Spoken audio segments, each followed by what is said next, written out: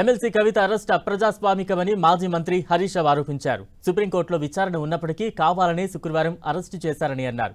MP ఎన్నికల్లో బీఆర్ఎస్ను దెబ్బతీసేందుకే కుట్ర చేశారని మండిపడ్డారు. అయినా తమకు అరెస్టులు, వేధింపులు కొత్త కాదన్నారు. కవిత అరెస్టును రాజకీయంగా, న్యాయపరంగా ఎదుర్కొంటామన్నారు. కవిత అరెస్టుకు నిరసనగా శనివారం అన్ని నియోజకవర్గాల్లో నిరసనలకు పిలుపునిచ్చారు హరీష్ రావు. ఈ అరెస్ట్ను తీవ్రంగా ఖండిస్తూ ఉన్నాం. ఎందుకంటే ఒకవైపు సుప్రీంకోర్టులో కేసు పెండింగ్లో ఉండగా శుక్రవారం రోజు కావాలనే శని ఆదివారాల్లో కోర్టుకు సెలవు ఉంటుంది కనుక రాజకీయ దురుద్దేశంతో మా మీద బురద జల్లాలని, రాజకీయంగా మమ్మల్ని దెబ్బతీయాలని ఒక పథకం ప్రకారంగా కుట్రతో ఈరోజు బీజేపీ మా శాసనమండలి సభ్యురాల్ని అరెస్ట్ చేయడం జరిగింది. పార్టీ ఉద్యమాల పార్టీ. మాకు ఈ అరెస్టులు కానీ, వేధింపులు కానీ, ఈ కుట్రలు కానీ మాకు కొత్తేమీ కాదు. ఇలాంటి ఎన్నో కుట్రలను, అక్రమ కేసులను, అరెస్టులను ఛేదించి తెలంగాణ రాష్ట్రాన్ని సాధించినటువంటి పార్టీ మా పార్టీ. దీన్ని తప్పకుండా మేము ఎదుర్కొంటాం. రాజకీయంగా ఎదుర్కొంటాం, న్యాయపరంగా కూడా ఎదుర్కొంటాం. ఒకవైపు దేశ అత్యున్నత న్యాయస్థానంలో మరి చెప్పినటువంటి మాటకు విరుద్ధంగా అది ఒక మహిళను శుక్రవారం రోజు అది సాయంత్రం 6:30 తర్వాత అరెస్ట్ చేయడం అంటే ఇది ఖచ్చితంగా రాజకీయ కుట్ర.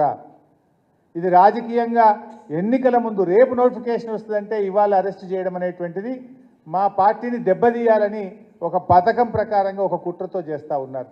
రేపు పార్లమెంట్ ఎన్నికలకు నోటిఫికేషన్ వస్తుంది. ఇప్పటికే ఈసీ ప్రకటన కూడా ఇచ్చింది. రేపు మధ్యాహ్నం 3 గంటలకు ఎన్నికల నోటిఫికేషన్ ఇవ్వబోతున్నామని ఈడీ ప్రకటన ఇచ్చిన నేపథ్యంలో ఈరోజు కవిత గారిని అరెస్ట్ చేయడం అంటే ఇది మా బీఆర్ఎస్ పార్టీని, కేసీఆర్ గారిని డిమోరలైజ్ చేసేటువంటి ఒక ప్రయత్నం.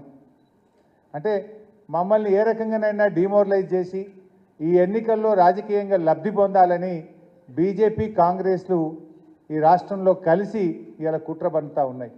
గంగుల కమలాకర్ కానీ ఇతర మంత్రులు, మా పార్లమెంట్ సభ్యులు, మా శాసనసభ్యుల మీద కూడా ఇలాంటి ప్రయత్నాలు జరిగినాయి.